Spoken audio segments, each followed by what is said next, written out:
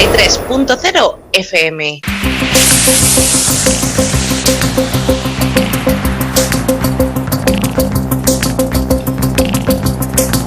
En la frontera del tiempo. Un espacio de ciencia, naturaleza y tecnología del futuro.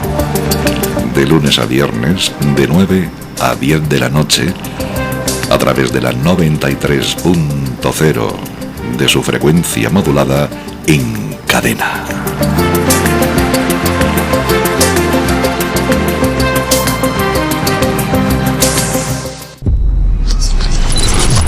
...93.0. Apocalipsis zombie. En el mundo se observa una situación de emergencia climática. Mientras tanto, la inmensa mayoría de la gente se comporta como zombies. Parecen no darse cuenta de los drásticos cambios climáticos irreversibles que conducen a una destrucción inminente del planeta. El número de personas infectadas por el virus de la estupidez o el silencio supera con creces el número de personas sensatas que son capaces de pensar, analizar, comparar, sacar conclusiones, expresarlas con valentía y emprender acciones activas, uniendo sus esfuerzos en busca de una oportunidad para salvar el planeta. Esto es un desastre intelectual. En la situación de un apocalipsis zombie, la gente no ve lo que es obvio y se comporta como suicidas climáticos. ¿Por qué? Solo les preocupan las ganancias personales, el egoísmo, la carrera y el poder, y son incapaces de ver la realidad que tiene lugar a su alrededor y el desenlace al que todos nos acercamos.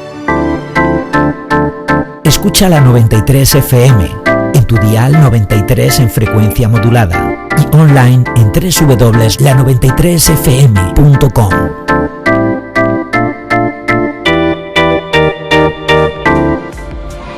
Igor Mikhailovich, en la transmisión anterior usted ha dicho que ciertamente no quiere entristecer a nuestros espectadores, no quiere entristecer a nuestros amigos, pero si echamos un vistazo sensato y honesto a lo que está ocurriendo en el mundo, especialmente con el clima, no se observa hasta ahora ninguna tendencia para mejorar. Incluso, al contrario, la situación está empeorando y, al parecer, tenemos una oportunidad real de salvación, salvar nuestro planeta y salvar la vida de todos los seres humanos, pero, por desgracia, la mayoría de la gente no está dispuesta a ver en absoluto esta amenaza y se cierra ante la verdad, porque valora la ilusión que tiene en la cabeza y no quiere cambiar realmente sus planes de vida. Por supuesto, esta realidad es pesimista y nuestros amigos también señalaron que es difícil escuchar una verdad así. Sin embargo, valoran mucho la verdad y le dan las gracias, Igor Mikhailovich, por el hecho de que la verdad suena. Le agradecen su ejemplo, su cuidado, su apoyo y le transmiten y dirigen palabras de gratitud y de amor por lo que usted está haciendo y la titánica labor que está llevando a cabo en aras de la salvación de la humanidad. Bueno, todos lo estamos haciendo y sin nuestros amigos no podríamos haberlo hecho. En cuanto al hecho de que la transmisión anterior era un poco pesimista, es cierto. De hecho, si analizamos con sensatez la situación en la que nos encontramos ahora, no hay nada de lo que alegrarse. Existen perspectivas, por supuesto, pero es debido a lo que tenemos hoy en día. Y partiendo del hecho de que nuestros amigos voluntarios saben y comprenden mucho más que esos mismos científicos y esos mismos políticos. Y lo más interesante es que no quieren profundizar en ello, ni los científicos ni los políticos. Bueno, sí, hay un científico que se familiarizó con ello, profundizó en ello, salió y lo anunció en voz alta. Pero analicemos las cosas con sensatez. ¿Qué sigue? Todos pongan sus esperanzas en él. Muy cierto, todos han puesto inmediatamente sus esperanzas en él y han empezado a esperar que haga algo. Pero, ¿qué hará? Por ejemplo, ¿irá a hablar con los presidentes o alguna otra cosa? ¿Sí? Sí, todos esperan acciones así, pero hemos olvidado que es un típico científico que lleva mucho tiempo en la política, en diversos servicios y similares. Conoce esta cocina desde dentro, pero ante todo, es un científico. ¿A qué se dedicará? De nuevo, escribir artículos y filosofar en podcast. Quizá pronuncie discursos en algún lugar y grabe más videos de este tipo. Acudirá directamente a los presidentes y les demostrará algo. No lo hará. ¿Por qué? Porque sabe que no será comprendido. apela, de nuevo, a aquellas personas que son capaces de comprender y de profundizar en la situación actual, a aquellas que son capaces de mirar un poco más allá, que son capaces de sumar 1 más 1 y de observar las progresiones que tienen lugar, es decir, a las personas con un razonamiento sensato. Y aquí surge una paradoja. Tenemos más de 8.000 millones de personas y gran cantidad de gente inteligente y educada. Esto es realmente cierto. Pero no ven lo que es obvio porque no quieren. Si aceptamos lo que es evidente, entonces, disculpen, todos nuestros planes y todas nuestras esperanzas para el futuro cambian. Nosotros, obviamente, miramos las cosas y nos damos cuenta de que el mundo ya no es el mismo que era hace poco, que todo ha cambiado. En adelante, el mundo seguirá cambiando aún más, y no para mejor. Ese mismo doctor Cholakian también comprende que hay que hacer algo, pero al mismo tiempo actúa como un científico ordinario. Sí, es un hombre distinguido y con autoridad. Sí, mucha gente lo conoce. Ha salido magníficamente y ha hablado. Sí, todo es correcto. No es la sociedad creativa, pero al menos alguna alternativa, al menos alguna esperanza. ¿Le escuchará a la gente? Nosotros hemos escuchado porque lo entendemos. También hay unas pocas personas inteligentes en el mundo que son capaces de analizar y que ven lo obvio, pero son pocas. El número de estas personas es catastróficamente pequeño, y hay aún menos personas que entienden que es necesario actuar, que es realmente necesario explicar las cosas a quienes no lo quieren. ¿Por qué? Porque solo juntos podemos hacer algo. Esto es verdad. Aunque de nuevo, juntos, sí, juntos podemos hacer mucho. Pero echemos un vistazo.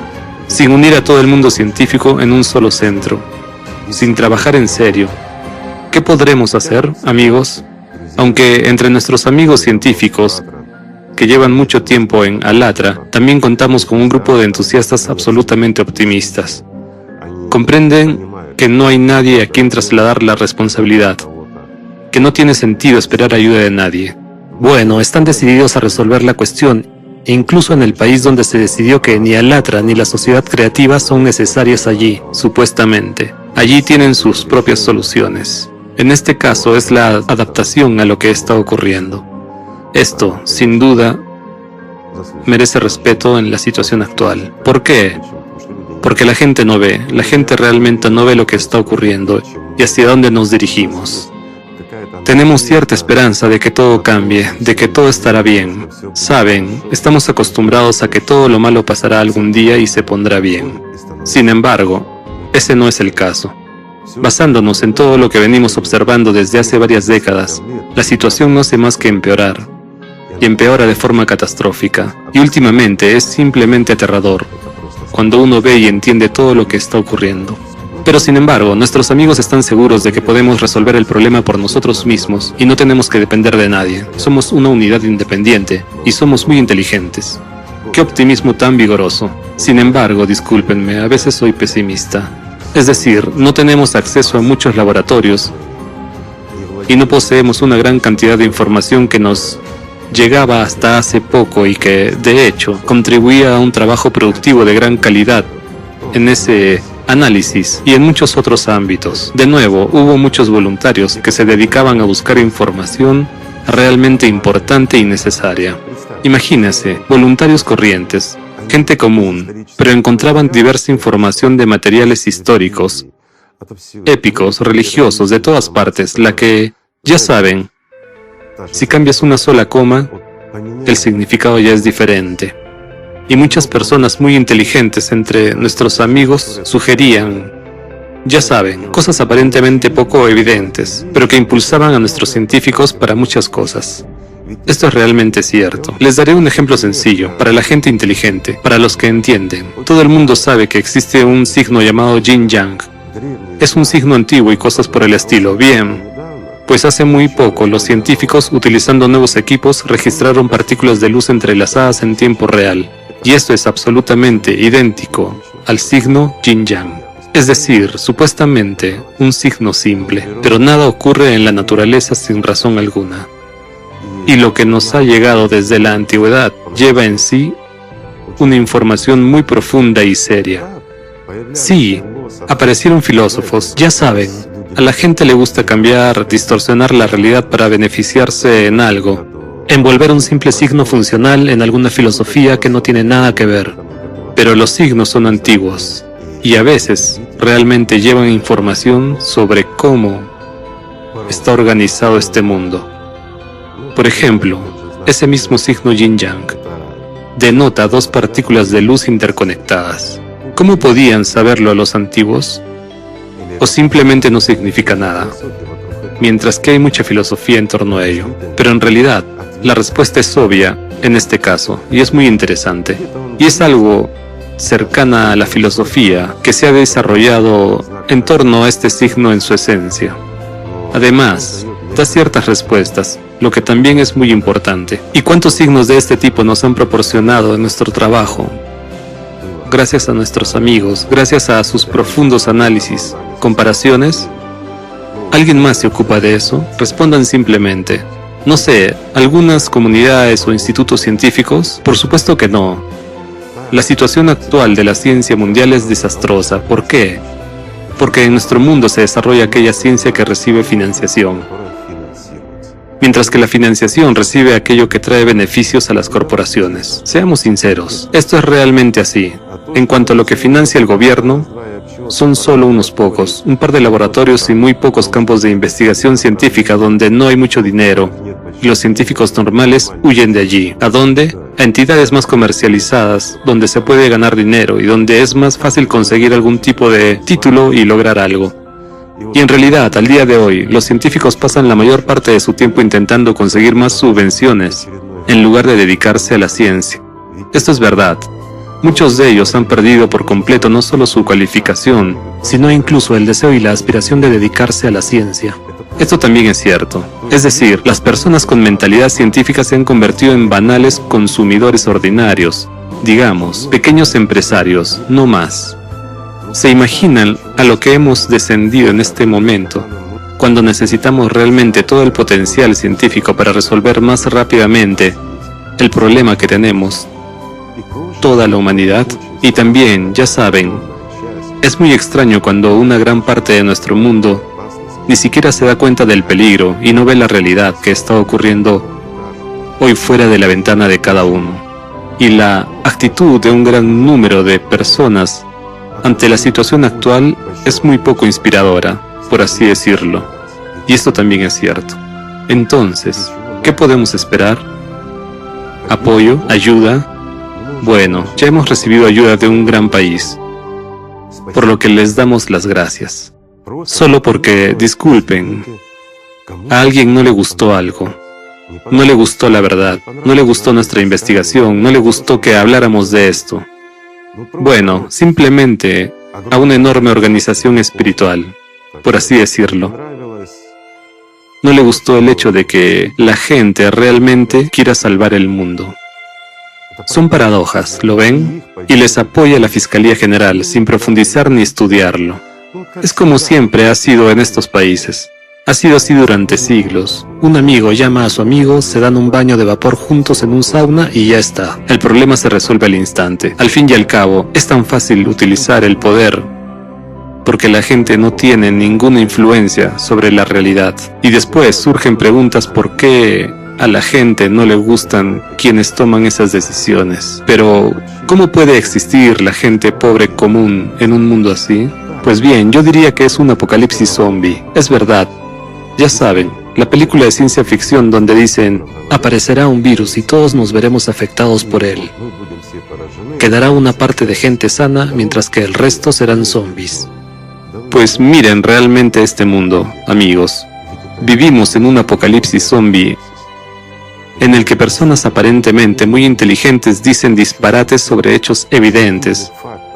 ¿Por qué? Porque son incapaces de ver la realidad, mientras que quienes son capaces de verla se quedan sentados y callados. ¿Por qué? Porque es peligroso, podría afectar a mi carrera. ¿Qué pensará la gente de mí? Ya saben, de nuevo, porque nuestros amigos, la gente de Alatra, han sufrido tanto durante tanto tiempo. Disculpen, les despedían de sus trabajos. Muchos tuvieron problemas en casa, a muchos los rescataban de la secta, los sacaban sus familiares. La gente escuchó esos cuentos de los curas en la televisión y se puso a salvar a sus familiares. Y eso es todo. En casa hay escándalo, absurdo. ¿Por qué? Porque una parte de la familia entiende perfectamente toda la situación y comprende que si esta persona no actúa, entonces, lo siento, todos morirán, incluida esta parte no tan inteligente de la familia, a la que no le importa en absoluto.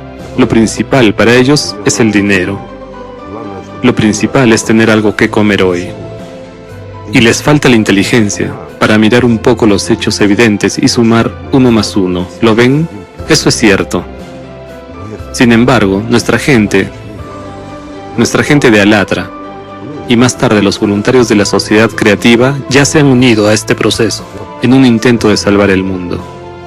Disculpen, las personas, entendiendo y experimentando todo esto, eligieron y siguen eligiendo la humanidad y la oportunidad de salvación, y no simplemente, oh, me apartaré para que no me salpique la suciedad. Toda esta suciedad proviene de, perdón, una parte no del todo desarrollada intelectualmente de nuestra humanidad. Yo diría, de aquellos que están preocupados por el día de hoy, por su posición en la sociedad, perdón, por sus carteras y sus barrigas llenas. No piensan en nada más. Ya saben, la gente vive como un cerdo, en el sentido literal de la palabra.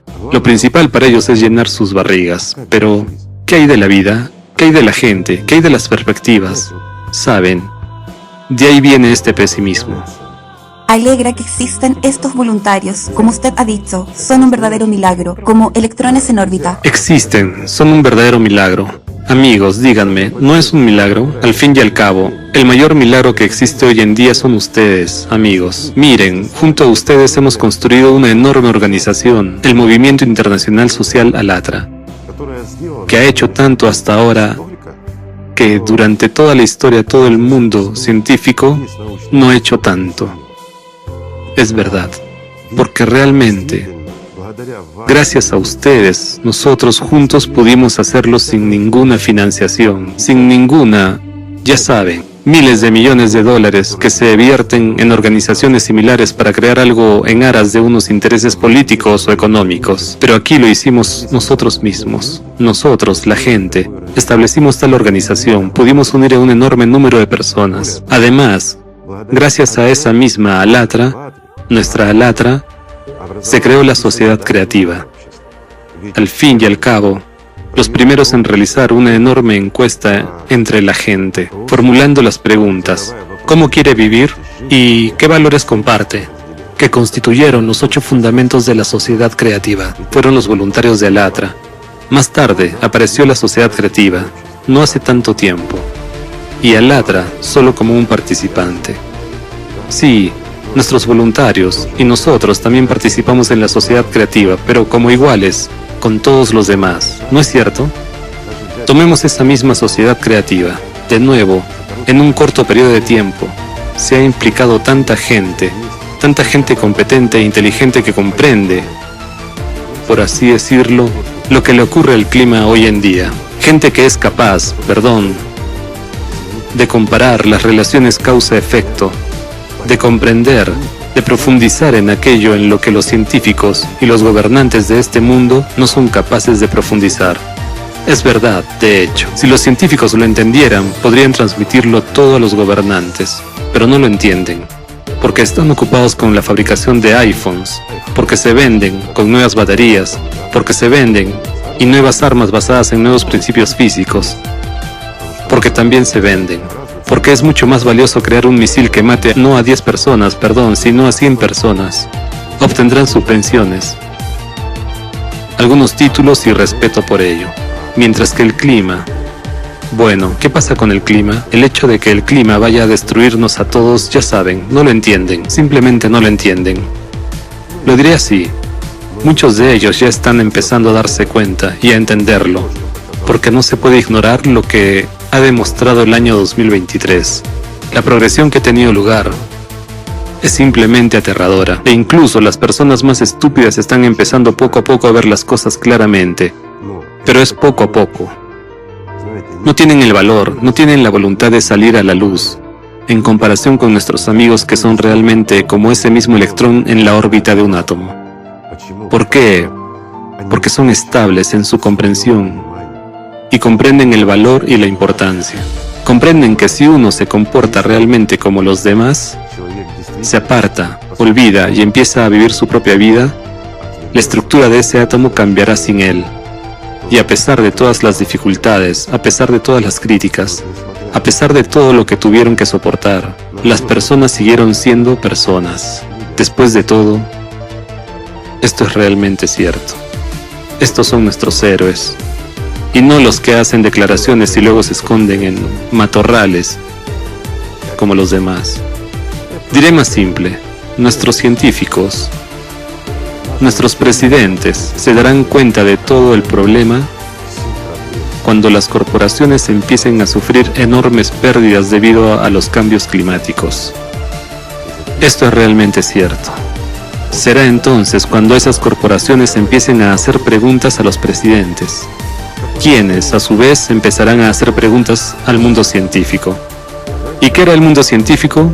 El mundo científico moderno. Empezarán a escribir artículos, empezarán a filosofar en podcast, quizás se reúnan a veces en algunos foros para decir que sí, que hay una razón y ya está.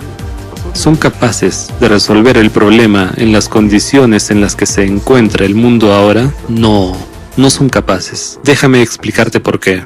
Un simple ejemplo ilustrativo. Hasta ahora tenemos una idea predominante de que esto se debe a un factor antropogénico. Esto se debe, a las emisiones de CO2, así que proponen pintarlo todo de blanco. Otra parte del mundo científico está estudiando esas lentejuelas que las mujeres se ponen en la cara. Lo saben, ¿verdad? E imagínese, los científicos que estudian los efectos de estas lentejuelas, cómo afectan a los microorganismos o bacterias que se supone que producen oxígeno. Dicen, sí, esta es la razón principal, el hecho de que las mujeres lleven lentejuelas. ¿Les hace gracia? Pues, a mí no me hace gracia, sinceramente, no me hace gracia. A mí simplemente me entristece esto, por decirlo suavemente. Estos son científicos, creen que son científicos.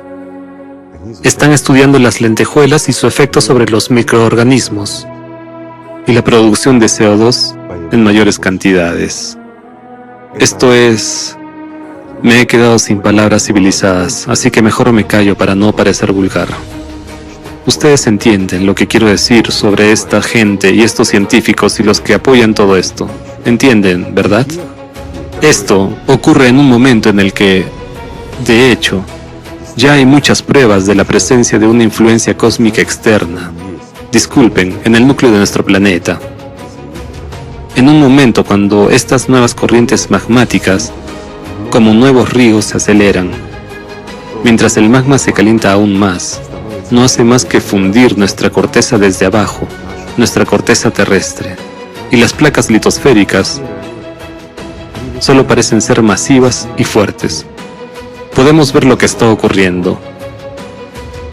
Si no creamos un paraguas, un escudo que proteja nuestra tierra, ¿qué quedará? Les pondré un ejemplo sencillo. Las personas que se dedican a la jardinería cultivan pepinos y tomates. Lo observaron, ¿verdad? Al menos en algunas regiones, todo crece, pero pasa la lluvia y todo se vuelve negro. Se acabó, ni siquiera tuvo tiempo de madurar. Es decir, se hacía todo lo posible por cultivar, pero al final todo se destruía. Algunos expertos dicen que para que los cultivos crezcan bien, hay que construir invernaderos. Bueno, para nosotros es un problema construir un invernadero alrededor del globo, pero construir un paraguas, una especie de escudo, es posible. Es decir, que la lluvia que lleva ácidos, o no sé, ¿qué lleva de malo? ¿Por qué los cultivos reaccionan negativamente a ella? Si cae sobre la planta se deteriora muy rápidamente. Así que para evitar que esto ocurra, muchas personas construyen sobre las plantas, ya sabes, algo así como un gran paraguas. No un invernadero, sino algo que tiene techo pero sin paredes. Y todo va bien. Y la cosecha sigue creciendo. Una solución simple, la más simple. Es decir, de un material que no deja pasar esta agua, esta lluvia. Y la planta está protegida. Ahora imaginen, a nuestro planeta llega radiación. Para evitar que llegue a nuestro planeta y hacerle desviar, similar a esa misma agua sobre un cultivo, sobre pepinos y tomates, necesitamos crear una especie de cúpula, un paraguas sobre nuestro planeta. Algunos dirían, es sencillo. Por supuesto, es sencillo. Algunos han sugerido rociar algo o hacer otra cosa. Es decir, volvemos a operar con elefantes, mientras que tenemos que defendernos de algo que es, digamos, aún más escurridizo que los neutrinos. Hasta la fecha, no lo hemos atrapado. Solo tenemos conjeturas teóricas. Comprendemos en qué dirección debemos movernos. Pero, disculpen, actualmente, nuestros científicos, por decirlo suavemente, han perdido incluso aquellas posibilidades, parte de ellas, que existían. Necesitamos muchas cosas, entre ellas equipos, acceso a determinados procesos de observación, la capacidad de poner en marcha determinados experimentos para observar la interacción de ciertas partículas, esos detectores de partículas tan elementales. Necesitamos muchas cosas, pero se nos ha privado de una gran parte de estas capacidades. Miren lo sencillo que es todo, ¿verdad? De ahí mi pesimismo. Sin embargo, nuestros científicos no se rinden. Dicen, en el peor de los casos, podemos hacerlo solos. Es un optimismo bueno y sensato, y yo les apoyo total y completamente. Aunque, para ser sinceros, hasta ahora solo vemos problemas. De nuevo, ¿por qué? Porque hay mucho que resolver. Y después, ya lo explicaré. Tendremos que averiguar no solo qué tipo de lluvia es y en qué consiste, sino también cómo hacer este paraguas. ¿De qué? ¿Cuál es el método? Son grandes retos. Me doy cuenta de que es un reto, y cuanto más difícil es el reto, más agradable es resolverlo. En efecto, es más agradable, pero ya saben, hay dificultades y son muchas. Sobre todo porque en lugar de conseguir al menos un apoyo elemental, el mejor apoyo para nosotros en este caso, francamente hablando, sería, como se suele decir, si las autoridades no quieren ayudarnos, no pasa nada. Si otros científicos no quieren implicarse, que así sea. Al menos que no obstaculicen. Simplemente no obstaculicen. Imagínense, nuestros científicos se ven obligados a trabajar de incógnito hasta hoy. Es decir, no podemos reunirnos abiertamente, sentarnos a la misma mesa y hablar. ¿Por qué? Porque la mayoría de los que se sentarían a esa mesa serán despedidos mañana o se meterán en grandes problemas simplemente por haberse sentado a la misma mesa. Y habrá muchas preguntas para ellos. Y todo este trabajo que estamos haciendo es muy productivo, es muy eficaz. De nuevo, gracias a ustedes, amigos, porque está llegando mucha información útil y necesaria. Pero todo este trabajo se está ralentizando. Es un poco difícil incluso cuando interactuamos entre nosotros. No tenemos mucho tiempo, mientras que hay muchas tareas pendientes. Esa es la verdad de la situación actual. Hasta que las empresas no pierdan sus ganancias. Disculpen, los presidentes no se moverán. Y si los presidentes no se mueven, entonces la ciencia no se moverá. Ese es el hecho real. Pero a pesar de todo, no decimos no. No nos hemos rendido ni nos rendiremos. ¿Por qué? Porque comprendemos perfectamente que es nuestra oportunidad, aunque sea muy pequeña, pero es nuestra oportunidad. Aunque, de nuevo, no hace mucho tuvimos una conversación después de todos estos acontecimientos. Naturalmente, hablamos sobre cómo hacer frente a la situación actual, cómo compensar la falta, en primer lugar, de personas muy inteligentes y cómo, digamos, ser más eficientes. Y algunos optimistas, entre nuestra gente más inteligente, también hablaron de forma bastante pesimista y dijeron, si la gente no quiere eso, ¿por qué deberíamos hacerlo? Ya saben, como mucha gente que dice, sí, este mundo debe ser destruido, o una enorme masa de gente a la que los sacerdotes le han lavado el cerebro, es realmente un apocalipsis zombie. Y todos los demás que dicen, Dios lo resolverá todo. No hay que hacer nada, hay que confiar en Dios. Bien, confiemos en Dios.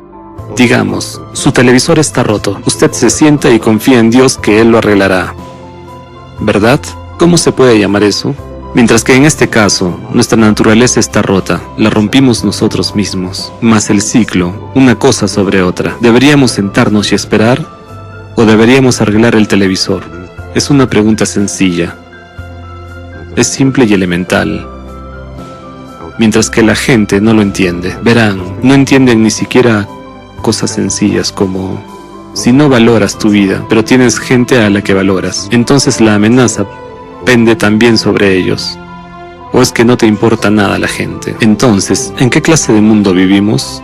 Y ahí es donde surge involuntariamente un pensamiento. Y si estos pesimistas pueden tener razón, quizás no necesitemos hacer nada. Al fin y al cabo, muchas personas tienen ese tipo de pensamientos. Como la gente no quiere eso, como no nos escucha. Entonces, amigos, ¿cuál es el sentido de la existencia en general? Hago una pregunta sencilla.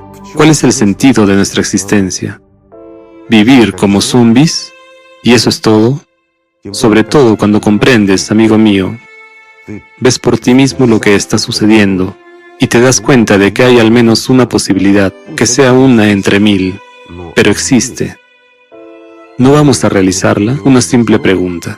¿Quiénes somos entonces? ¿Acaso también somos así? ¿Gente zombificada? ¿No vemos las cosas elementales y sencillas que son evidentes? ¿Somos los que no luchamos por la vida? ¿Somos los que no queremos salvar este planeta? ¿No merece la pena salvarlo? ¿Merece la gente que la humanidad acabe aquí? Sí, nos pasan muchas cosas malas, pero estamos aprendiendo. Miren, cuántas personas buenas nos rodean, personas maravillosas. Sí, muchos son, discapacitados e incapaces de pensar como piensan los demás. Son incapaces de ver lo evidente. Es culpa del pasado. Han estado zombificados durante demasiado tiempo. Lo siento, es verdad. Después de todo, durante siglos la gente ha estado zombificada, inmovilizada, obligada a trasladar la responsabilidad a otro, no asumir la responsabilidad por sí mismos, sino a trasladarla a otra persona. Sin embargo, ha llegado el momento de convertirnos en personas responsables, y de no trasladar la responsabilidad a otra persona, sino de hacernos la pregunta: ¿qué puedo hacer yo? Y no en plan, ¿qué puedo hacer yo? Solo soy una simple persona. Les daré un ejemplo, un pequeño ejemplo. Un simple hombre corriente, leyendo ficción, encontró un pequeño pasaje. Le causó interés y, al parecer inoportunamente, nos lo envió diciendo: aquí hay algo. No entiendo qué. Y en este pequeño y sencillo pasaje, que no concierne a la ciencia ni a nada en absoluto, nuestro científico encuentra la solución a un problema muy complejo. Así es como está organizado nuestro mundo. Hay respuestas y están a nuestro alrededor, solo que no las vemos. Amigos míos, hay al menos dos formas de salir de cualquier situación desesperada. Una es bastante triste y no la queremos, pero siempre hay otra, mejor y más conveniente para nosotros. Sí, puede que ahora mismo no veamos una salida. Sí, las cosas se están desarrollando de un modo que nos hace querer rendirnos desesperados. La pregunta es, ¿quién quiere rendirse? ¿Y por qué? Si somos seres humanos, si queremos vivir, si comprendemos y valoramos la vida, ¿por qué deberíamos rendirnos? Debemos rendirnos por la estupidez, la estrechez de visión, la avaricia de alguien. Es fácil dar la espalda, pero tengo una pregunta. Si tienes conciencia, ¿cómo vivirás? Esa es la respuesta, que debemos vivir según la conciencia. Por eso debemos ser como ese electrón en la órbita del átomo, vivir de acuerdo con la conciencia y estar en el lugar que nos corresponde. Es muy sencillo. Si realmente lo deseamos, podemos unir el mundo. Todo es posible si realmente lo deseamos. Si aspiramos a ello todos juntos. No podemos hacerlo solos, pero juntos podemos hacer mucho. Gracias. La paz sea con ustedes y el amor de Dios. 93.0 FM.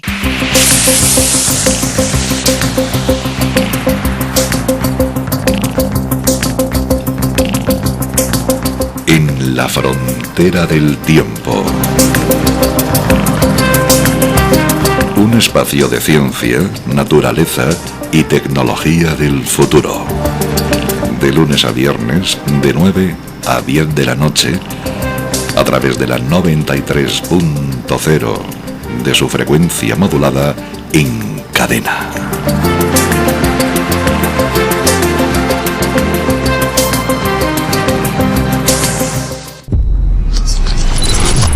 ...93.0.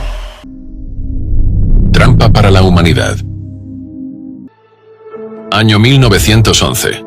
El científico suizo Eugen Bleuler utilizó por primera vez el término autismo, que significa inmersión en uno mismo. En aquel entonces se asociaba con la esquizofrenia. Pasó un tiempo. En la década de 1970, el doctor Darrell Treffert estudió el autismo y concluyó: es un fenómeno muy raro. Menos de un caso por cada 10.000 niños. Pero a finales de los 80, algo cambió. En América, el número de casos de autismo comenzó a aumentar. 1 de cada 36, si eso no es una pandemia, entonces ¿qué es? 1 de cada 36 tiene autismo ahora, mientras que antes era 1 de cada 10.000. En los últimos 50 años, la prevalencia del autismo en Estados Unidos se ha incrementado 277 veces. Los estudios de prevalencia del autismo se han realizado en al menos 37 países. Todos muestran tendencias similares. Hoy en día, 1 de cada 100 niños nace con autismo. En las próximas décadas, con la progresión actual, 1 de cada 2 niños nacerá con autismo. 1 de cada 2. Trampa para la humanidad. En 1970, el trastorno del espectro autista afectaba solo a un niño de cada 10.000. Hoy, es 1 de cada 36. Esto no es solo un aumento, es una crisis. Si esta tendencia continúa, ¿qué nos depara el futuro? ¿Se enfrentará a este trastorno 1 de cada 2 niños? No podemos seguir ignorando este problema. Y mi pregunta es, ¿qué está causando esta crisis? ¿Y cómo podemos detenerla? Echemos un vistazo más de cerca.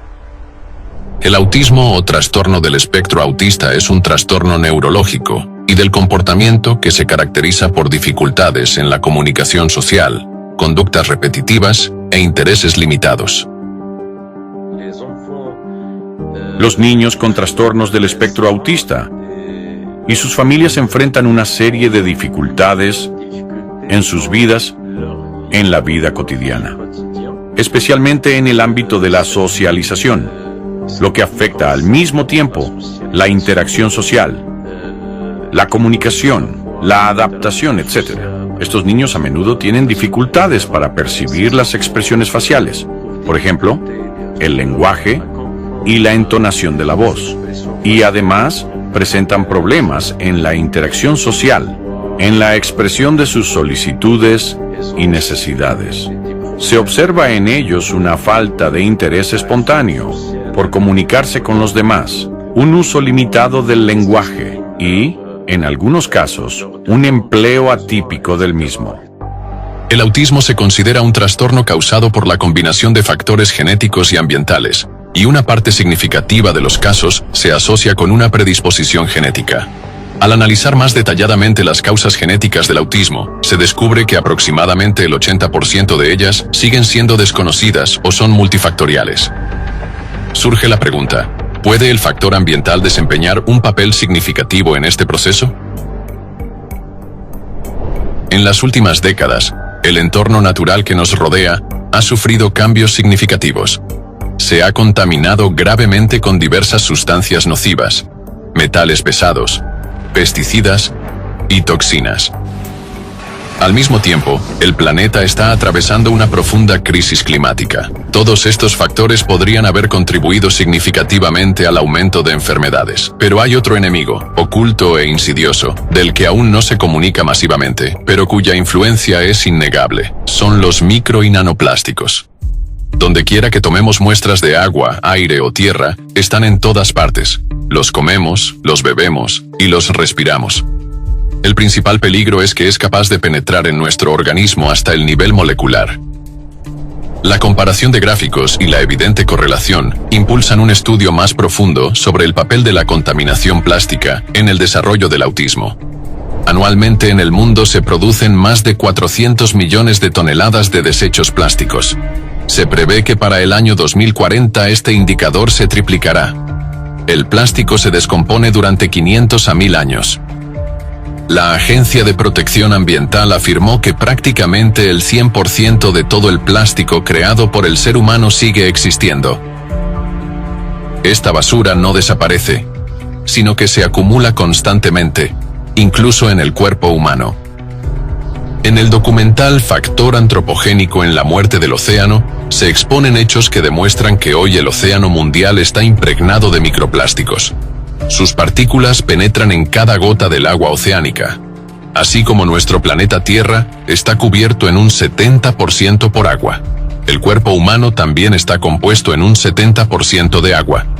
No solo cada gota del océano está impregnada de nanoplásticos, sino que estos nanoplásticos también están presentes en nuestro cuerpo. ¿De dónde provienen los micro y nanoplásticos? Las partículas microplásticas se forman como consecuencia de la degradación de diversos tipos de plásticos. Al entrar en el océano, bajo la acción de la luz solar y la fricción, el plástico se descompone en partículas pequeñas, invisibles al ojo. Pero el proceso no se detiene ahí.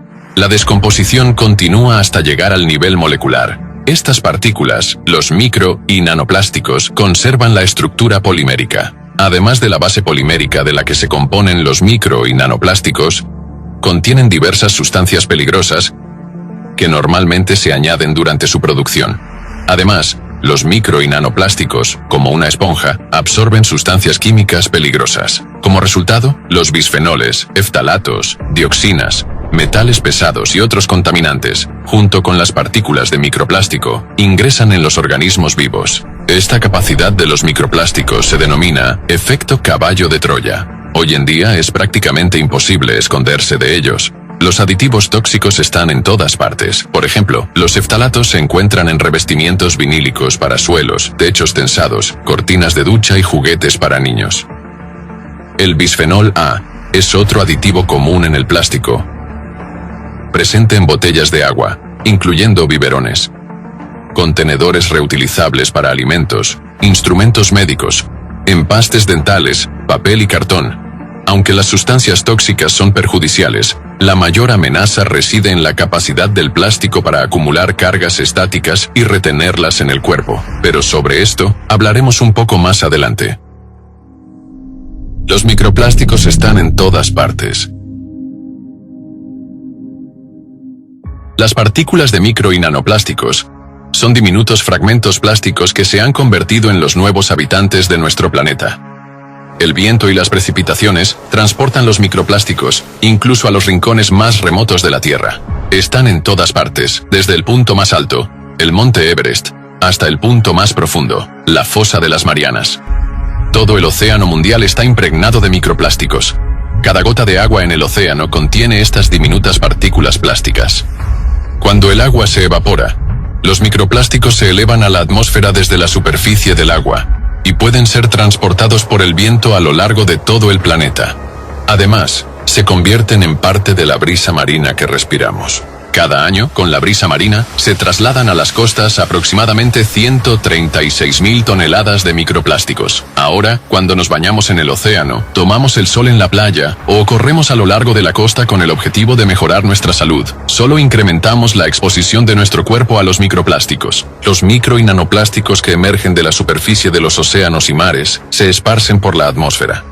Los bosques los absorben como una esponja, y la escasa ventilación bajo un denso dosel forestal contribuye a la acumulación constante de estas partículas en las copas de los árboles. A diferencia de los bosques, las ciudades están bien ventiladas y el aire no está estancado. Además, las partículas en suspensión más pesadas procedentes de los gases de los vehículos y del smog industrial precipitan parcialmente los micro y nanoplásticos. El aire de los bosques es mucho más peligroso para el organismo humano que en una metrópolis debido al exceso de nanoplásticos. Los estudios han demostrado que, en un periodo de 14 meses, más de 1.000 toneladas de partículas de plástico cayeron con las precipitaciones en 11 parques y reservas naturales del oeste de Estados Unidos, cantidad suficiente para producir 120 millones de botellas. Una situación similar se observa también en otros países. Los bosques de Quercus serrata de Japón atrapan en sus copas unos 420 billones de microplásticos transportados por el aire al año, afirma Natsu Tsunaga, La contaminación por plásticos afecta negativamente al funcionamiento de los árboles, provocando estrés oxidativo y reduciendo la eficacia de la fotosíntesis.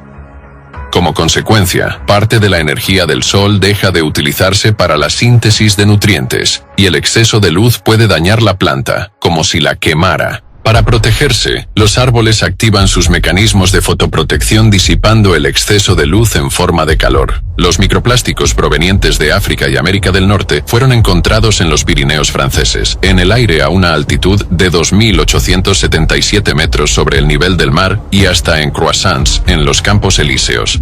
La investigadora Emily Rowlands señaló que la concentración de microplásticos detectada en la Antártida fue 100 veces mayor de lo que se había estimado anteriormente. Los micro y nanoplásticos llegan a los cuerpos de agua urbanos a través de escorrentías pluviales, vertidos de industrias e incluso mediante la lluvia que recoge estas partículas del aire. Por ejemplo, en un solo lavado de tejidos sintéticos pueden liberarse hasta 1.500.000 partículas de microplástico en las aguas residuales. Estas partículas, al terminar en las aguas residuales, luego llegan a ríos y océanos, donde son ingeridas por peces y otras criaturas acuáticas. Finalmente, los microplásticos regresan al ser humano, apareciendo en su mesa en forma de pescado o mariscos.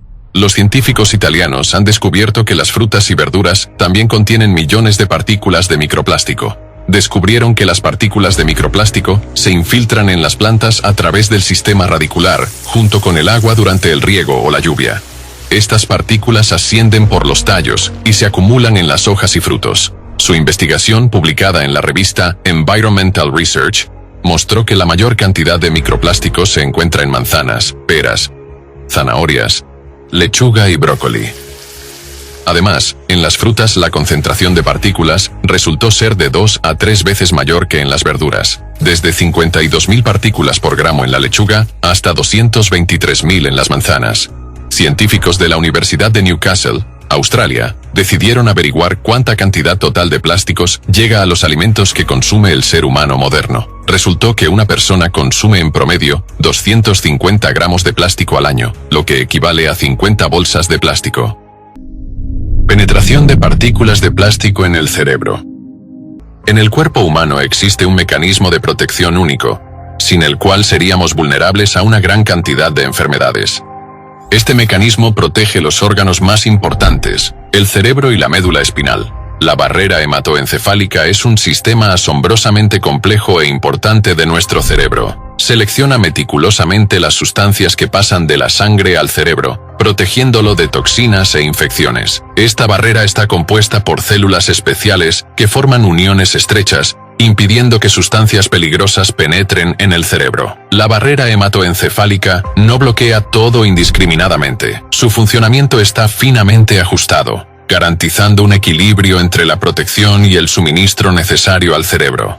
Pero incluso un mecanismo tan perfecto de la naturaleza se mostró impotente ante la creación de manos humanas. Los científicos han descubierto que las micro y nanopartículas de plástico, al ingresar al cuerpo, penetran a través de la barrera hematoencefálica, es decir, de la sangre al cerebro. El estudio demostró que las nanopartículas pueden superar la barrera en tan solo unas pocas horas después de ingresar al cuerpo. Además, existe otra vía por la cual los micro y nanoplásticos penetran en el cerebro. Al inhalar aire por la nariz, las nanopartículas de plástico viajan a través de los nervios olfatorios directamente hacia la zona del cerebro encargada de la percepción de olores. Como resultado, recorren un camino más corto y directo hacia el cerebro que hacia otros órganos. Esto explica por qué en las muestras de cerebro se encontraron de 7 a 30 veces más microplásticos que en las muestras de hígado y riñones. Las partículas predominantes en el cerebro resultaron ser diminutos fragmentos o copos de polietileno, uno de los plásticos más populares utilizados en el envasado. En efecto, el cerebro del ser humano moderno se está convirtiendo en su cubo de basura, una cuchara de plástico entera. Aproximadamente esa cantidad de microplásticos se encuentra en nuestro cerebro.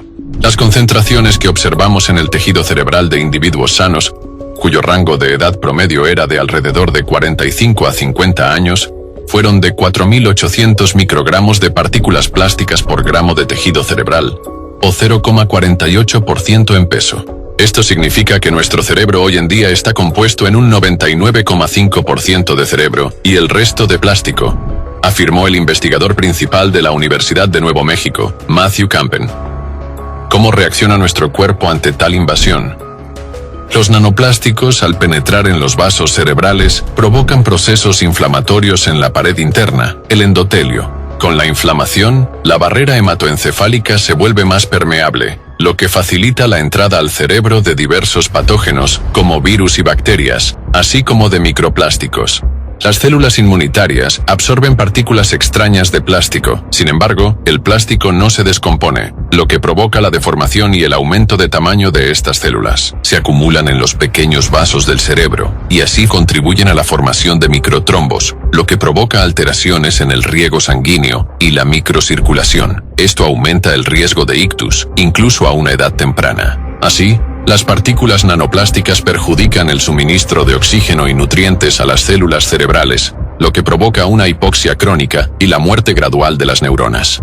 Estos procesos contribuyen a los cambios neurodegenerativos, incluida la atrofia del tejido cerebral, que con una exposición prolongada puede conducir a una reducción del volumen de las estructuras cerebrales particulares. Debido a su diminuto tamaño, los nanoplásticos pueden penetrar incluso en las células nerviosas, las neuronas. Una vez dentro, se produce estrés oxidativo, lo que altera el trabajo de las mitocondrias, el transporte de sustancias a través de la membrana celular y puede provocar roturas de la cadena de ADN. En respuesta a estos daños, la célula activa mecanismos de autorreparación, pero si el daño es demasiado grande, el sistema de reparación empieza a fallar, reparando el ADN de forma incorrecta o no reparando los errores en absoluto. Como resultado, se producen mutaciones en las células. Esto conduce a la interrupción de los procesos celulares y, en última instancia, a la muerte de las células. Los nanoplásticos también provocan la destrucción de la vaina de mielina de los axones, lo que perturba la transmisión de los impulsos nerviosos entre las neuronas. Esto provoca alteraciones de la memoria, deterioro cognitivo, desde trastornos leves a formas graves hasta la demencia. Según el estudio, los pacientes con demencia tenían concentraciones de microplásticos en el cerebro entre 3 y 5 veces superiores a las de las personas sanas. Probablemente se deba a su costumbre de pasar tiempo en la naturaleza, respirando la brisa marina o el aire de los bosques, lleno de microplásticos.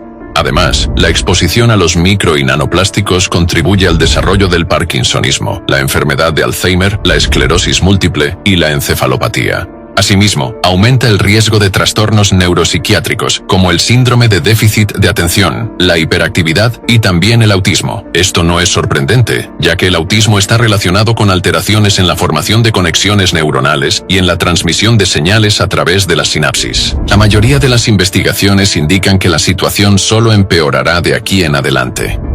De 2016 a 2024, es decir, en 8 años, el contenido de plásticos en el cerebro aumentó en un 50%. Teniendo en cuenta la progresión en la producción de plásticos y el incremento de sus partículas en la atmósfera, el agua y la comida, se puede afirmar con certeza que la cantidad de nanoplásticos en nuestro cerebro seguirá en aumento. Si esta tendencia continúa, en 4 años el nivel de plásticos en el cerebro se incrementará en otro 50%. Es decir, para 2028, a la cuchara de plástico en el cerebro, se le añadirá también un tenedor. Esto demuestra la magnitud del problema y sus consecuencias alarmantes para nuestra salud. Cambios en la microbiota. El intestino es nuestro segundo cerebro. Estudios recientes muestran que el microbioma intestinal influye en la comunicación cerebral y en la salud neurológica. Algunas enfermedades neuropsiquiátricas se acompañan de un desequilibrio en la flora intestinal. Los científicos lograron identificar a niños con autismo con una precisión de hasta el 82%, analizando la microbiota y las funciones biológicas del sistema digestivo. En estos niños con autismo, se observó un cambio en la composición de los microbios en el intestino, incluyendo bacterias, virus y hongos. ¿Cuál es la causa de tal conexión? Los microplásticos y nanoplásticos poseen carga electrostática. Se ha descubierto que algunos microorganismos pueden utilizar las partículas cargadas de micro y nanoplásticos como una plataforma conveniente para su crecimiento, tal como las plantas se arraigan en las piedras. Las bacterias y los hongos son especialmente exitosos en colonizar dichas superficies, y los campos eléctricos alrededor de los nanoplásticos pueden influir en los procesos biológicos, estimulando la reproducción activa de los hongos. Resulta que los nanoplásticos favorecen la vida de bacterias, virus y hongos, convirtiéndose en una especie de dispositivo de carga para estos microorganismos. En estudios realizados en Dafnias en 2023 en la Universidad Católica de Lovaina, Bélgica, se descubrió que en su cuerpo se produce estrés oxidativo y genotoxicidad al exponerse a los nanoplásticos. Esto favoreció el desarrollo de infecciones fúngicas en su cuerpo. En particular, el nivel de infección por el parásito fúngico Mechnikovia fue 11 veces mayor en presencia de nanoplásticos. Nuevos datos indican que la incidencia y el área geográfica de las enfermedades fúngicas se están expandiendo. Saliendo de la sombra de la pandemia de resistencia de las bacterias a los antimicrobianos, las infecciones fúngicas se están propagando y se vuelven cada vez más resistentes al tratamiento, convirtiéndose en un problema de salud pública en todo el mundo, dijo la doctora Hanan Balji, asistente del director general de la OMS en resistencia a los antimicrobianos. Algunas investigaciones indican que ciertos hongos pueden liberar metabolitos o sustancias que pueden acelerar el crecimiento de tumores o favorecer procesos inflamatorios relacionados con el desarrollo del cáncer. El ADN de algunas especies de hongos es bastante común en ciertos tipos de tumores. El ecosistema del cuerpo es un sistema de interacciones extremadamente complejo, donde el equilibrio entre diversos microorganismos juega un papel fundamental. Cuando en este sistema intervienen partículas cargadas de plástico, pueden favorecer el desarrollo excesivo de algunas especies, por ejemplo, hongos, y suprimir a otras. Es similar a la situación en la que en un jardín, las malas hierbas comienzan a crecer rápidamente, desplazando a las plantas beneficiosas. Además, el efecto de las partículas plásticas sobre las membranas celulares y la acumulación de toxinas pueden debilitar el sistema inmunológico del cuerpo, haciéndolo más vulnerable frente a hongos y bacterias patógenas. Así, las partículas cargadas estáticamente no son simplemente fragmentos inertes de contaminación, interactúan activamente con las células, provocando mutaciones, creando condiciones favorables para el crecimiento de hongos y pueden alterar el equilibrio microbiológico de los ecosistemas. Su influencia desencadena una reacción en cadena de cambios, cuyas consecuencias aún deben ser estudiadas a fondo. 93.0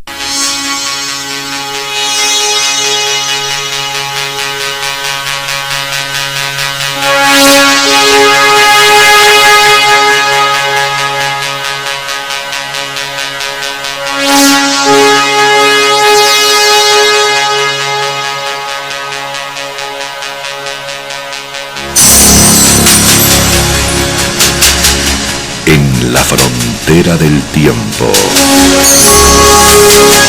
Un espacio dirigido y presentado por Illa. En la 93.0 FM.